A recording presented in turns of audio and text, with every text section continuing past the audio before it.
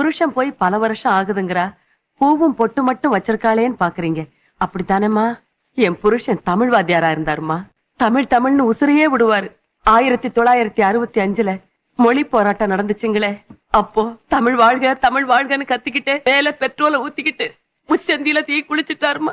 அப்பத்தாம்மா சாவறதுக்கு முன்னால என் புருஷன் என் கைய பிடிச்சுக்கிட்டு ஒரு சிப்பாய் கணக்கா தெம்பா சொன்னாரு, தேவானே, நான் நோய் நொடியில சாவல, மொழிக்காக தீ குளிச்சிருக்கேன். நாட்டுக்காகவும் மொழிக்காகவும் சாகுறவங்களை செத்தவங்க லிஸ்ட்லயே சேர்க்க கூடாது. அவங்கெல்லாம் என்னைக்கும் வாழ்ந்துகிட்டே இருக்காங்க. நானும் அப்படித்தான் எப்பவும் சிரஞ்சீவியா வாழ்ந்துகிட்டு இருப்பேன்.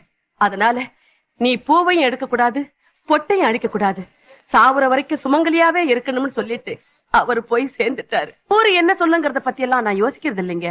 என் புருஷன் வாக்குத்தான் எனக்கு மாரியாத்தா வாக்கு மாதிரி. தினமும் ஒத்தருவ அகலத்துக்கு பொட்டும் ஒரு முளை பூவும் இல்லாம நான் வெளியில கிளம்புறதே இல்லம்மா.